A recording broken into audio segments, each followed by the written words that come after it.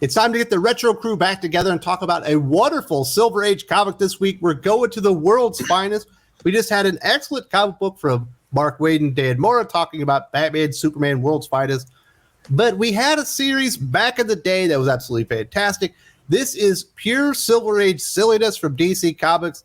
World's Finest 176 Superman Batman split from June 1968. And here with me, as always, are the retro crew. We've got award-winning comic book editor and writer, Joe Corralo. How you doing, Joe?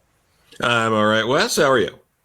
I'm doing fantastic. We've also got the voice of the voiceless, the man so cool they call him the Breed, the comic book hoarder himself, Eric Breen. How you doing? I'm doing well.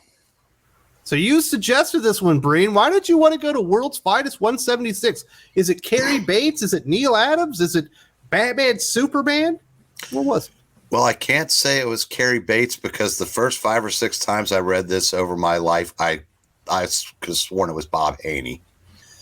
Because it just has, this is just a perfect example of what DC in that era was. It's just silly fun. And it had Neal Adams art. It was early Neal Adams sequential art at DC. So I thought it was a nice combo and worth spending a few minutes talking about.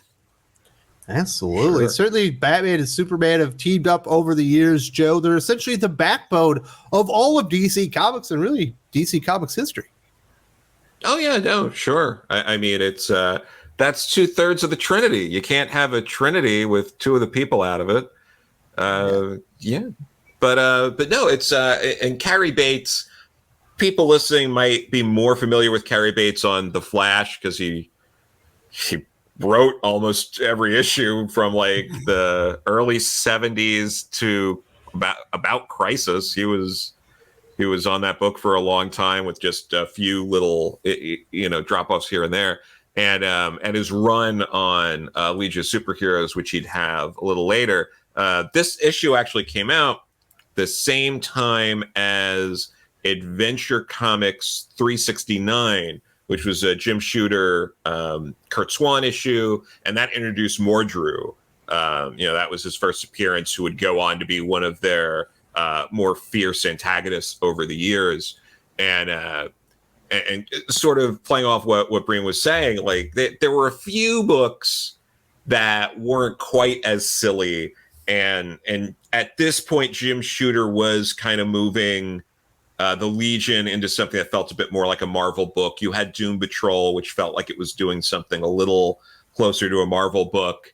But yeah, for every other title that's dealing with superheroes, it's absolutely par for the course. As you mentioned earlier, Breen, this is a Neal Adams illustrated DC book, but this is very early in his career. This isn't quite as slick as his Batman work, obviously, that we just covered in Batman 251, where he's working with Denny O'Neil. But you could definitely see that he's taking comic book art to another level, even at these early stages of his career. Oh, definitely. If you were a reader of DC in the 60s, they all structurally looked the same. Yeah, just like the 6 panels per page, more, almost always. And this is where Neal would do triangle panels and things bleeding over. I mean, he introduced some things that really the only other person at DC at the time, in superheroes was Gil Kane and Green Lantern and the Atom. I mean, I'm sure you had Kubert taking chances in the war books, but this looked a little different than what a DC reader was used to in their superhero comics. This is definitely probably the silliest comic that we've covered here on the Retrospective. There are a lot of things about this story that I love them all. I don't want to undersell it. This is definitely worth your time to go in and read. There is just so much fun, and you can tell this is absolutely intended for kids. The story, while it is convoluted, is absolutely spelled out at the very end and explains to you how it all tied together and everything happened. And you get a lot of fun adventures. And it's just a really clever way of pitting Batman versus Superman against each other, Joe. And it's something that it certainly still plays out to this day, that you get the 2 big powerhouse Titan heroes in the DC universe every once in a while button heads.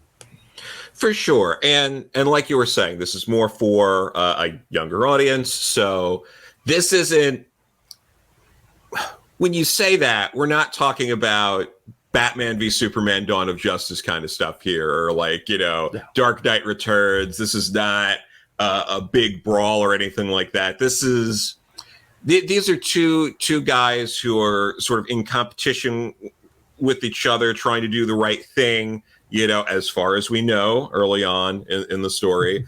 And they are, they're pulling their punches. They're trying to like outwit each other.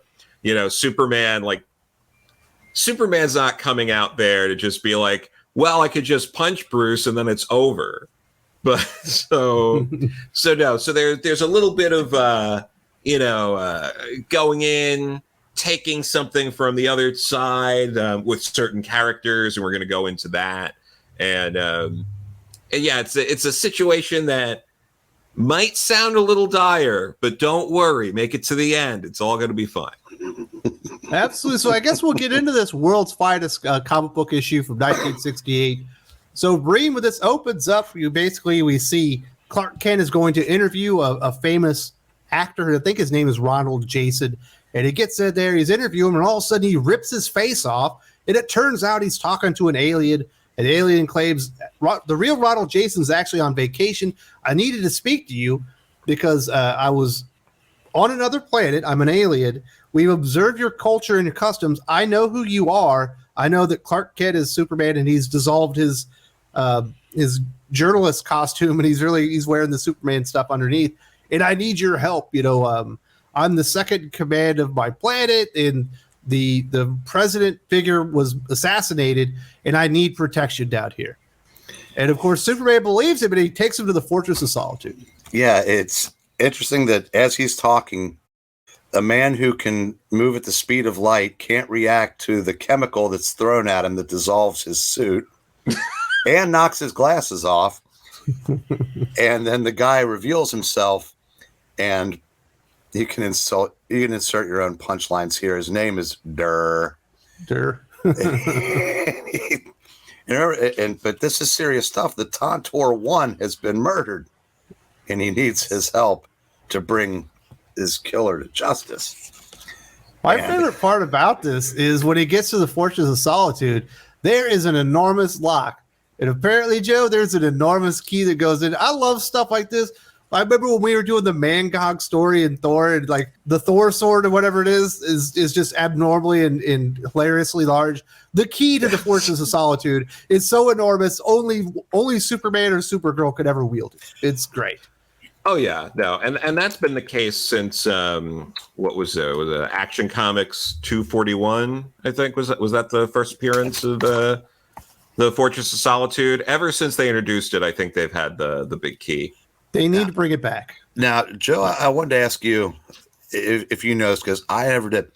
Did they ever explain why anybody that can find the Fortress of Solitude just can't fly through that gigantic keyhole? I would walk right through it. I don't think they've ever properly explained it. I don't think they really touched on it. And it also serves as a giant directional signal. Fortress of Solitude right here. That's not the only thing happening. We got to get Batman into the story here, Joe. Turns out Batman goes to his Batcave. There's an alien sitting in his Batcave, and he's like, hold up. I know that you're Bruce Wayne. You're the Batman.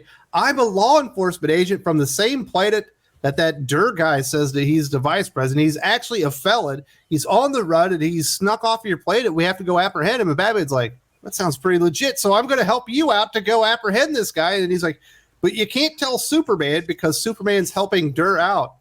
And he's like, well, what would he do? I need to go find someone to help me.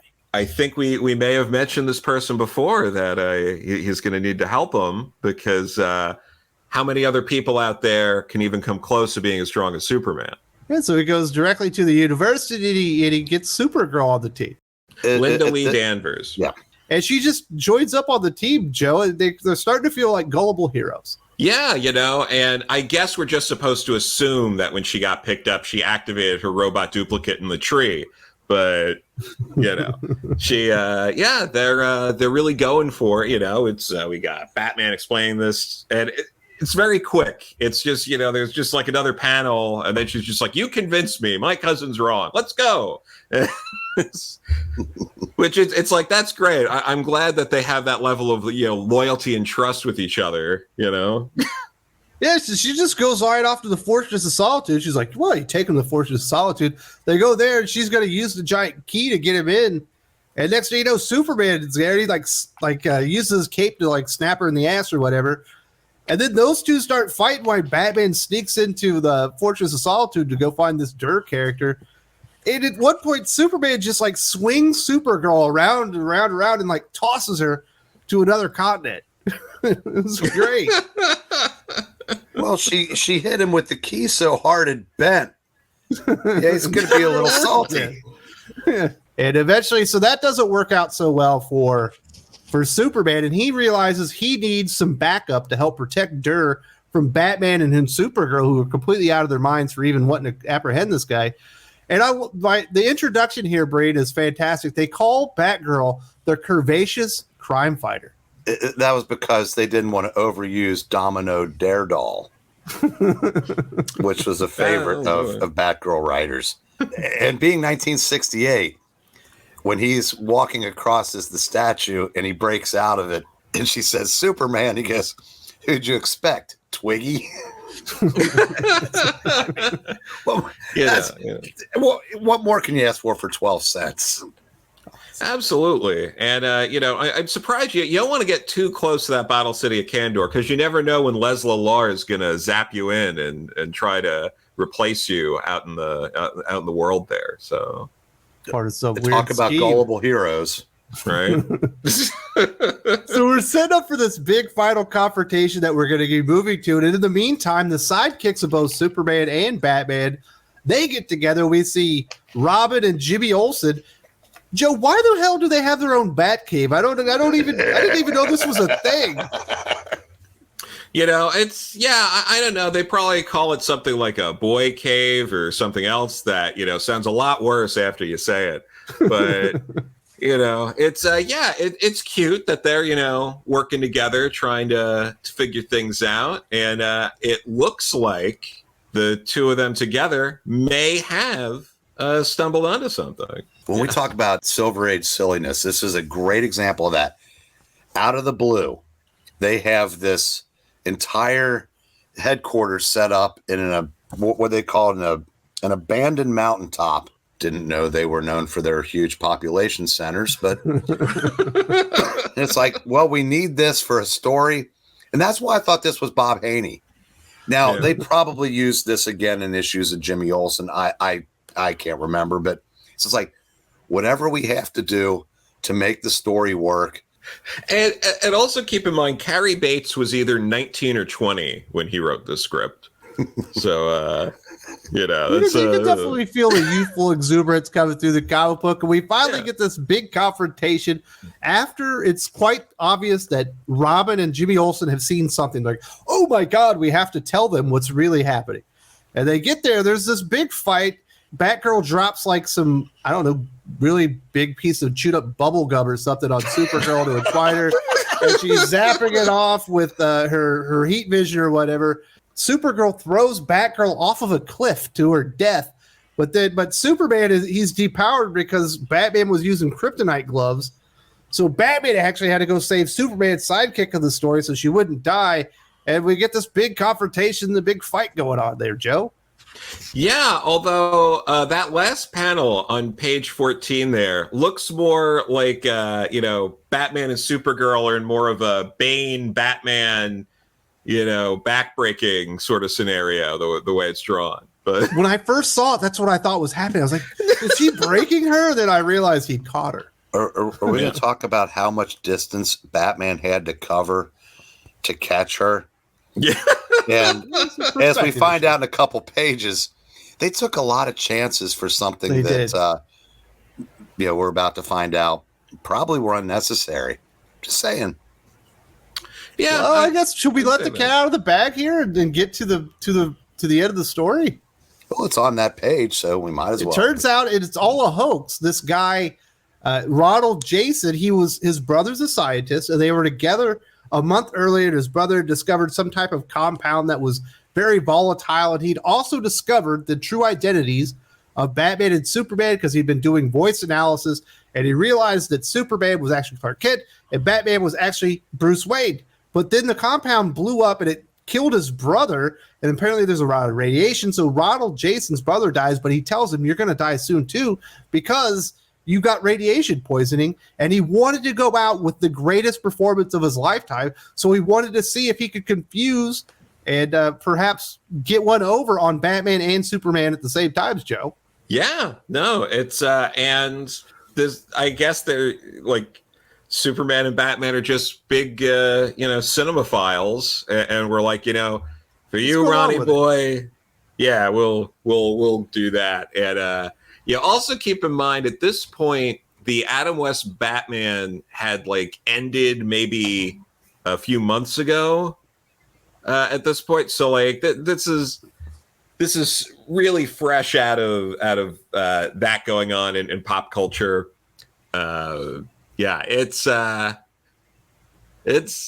lot, and especially because they make it a point to be like, we didn't tell Supergirl and Batgirl. Yeah, so she almost kills Batgirl by throwing her off a cliff, thinking Superman couldn't save her, right? She's like, he had kryptonite on him, he can't fly, and Batman had to go over and make the save. Earlier, Superman took Supergirl, who didn't know that this wasn't real, spun her around and threw her to another continent. Like, they've done some real world damage to each other just so this guy could think that he put on the greatest performance of his life. And then they mention, they're like, yeah, we eventually like we did figure it out. And like Superman, Batman, I forget which character. He was Superman. Just like, he's like, well, I could see that he was wearing an alien mask. I knew it was him, and I could detect this radiation poisoning. Yeah, the only ones who were completely oblivious from start to finish were Robin and Jimmy. Not interacting at all and able to figure that out. But I don't know. It seems like it would have been even easier to just tell Jimmy and Robin, like, hey, this is what's going on. Don't worry about us. just chill, relax. Maybe Robin, you can monitor like actual crimes going on while we're, entertaining this dying actor, because I'm sure, there's a plethora of villains. I'm sure Penguin, as they were doing that, was trying to steal some sort of diamond-studded bird statue or whatever. So they definitely could have let Supergirl and Batgirl in on it. You know what I mean, Breed? Because one of them almost died. The other one got tossed a really long way. They could be like, listen, let's not go full throttle on this one. This guy he's just trying to get one over on us. We're gonna play with it. Okay, first of all, I'd never forgive myself if I didn't do this. So it turns out this is a hoax, but not an imaginary story. Now, I love the scene between the Jason brothers. The one guy he's talking about how he's got this thing where you can go from place to place with tremendous speed, and just to tie up a possible plot hole. That's even better than your fabric dissolvo ray chemical that you have that I'm going to use. And the jetpack. Now, I'm assuming that off panel, I'm sure this guy also invented the bat dust separator that was used in the movie. But this, like I said, this was a blast. I mean, it's a lot of fun to read. Had a really good time with this Cary Bates, Neal Adams comic book. Definitely give you a different flavor, a different era of DC Comics, of Batman and Superman. It's nice to see them get together. It's fantastic to read. If you want to buy this comic book, it's been reprinted at least 3 times. I know in Best of DC number 16, this comic will be in it. Super Team Family number 3, as well as World's Finest 302, also has a reprint of this in it. If you want a trade, Showcase Presents Batgirl Volume 1 and Batman Illustrated by Neal Adams Volume 1 also include this comic book as well. Is there anywhere else out there that they can get this, Joe? I think it's probably in your Batman Omnibus, right, Breen? In the big... It's in the Neal Adams one. I don't have any of the Batman Omnibuses, but yeah. I think there's also the Silver Age World's Finest, and before they stopped doing those, that might have gone through that one, although I'm not 100% sure. Yeah, I think it might have, because I think there's 2 volumes of the World's Finest omnibus, and that might hit it. But yeah, it is something that is pretty readily available if you'd like it. Well, I want to say thank you very much to Joe and my good friend Eric Breed for talking with me about this fantastic comic. This thing's so much fun. It just takes you back in time to a different age of comic books. If you want to be ready for the next time we do a comic book retrospective, you're going to need to read Silver Surfer #1 from 1982. Breed, I'm sorry, Joe, what makes this comic book special, and why should people be ready? It might be the only major collaboration between Stan Lee and John Byrne directly. So that definitely would be special. If you can't get enough comic book retrospective, just last week we talked about Daredevil #5, the very first Daredevil issue illustrated by Wally Wood, and the introduction of the Matador. If you didn't get to see this video, definitely check it out. This is a lot of fun. The issue before the Daredevil red costume. So he's still yellow with this one. Fantastic comic book.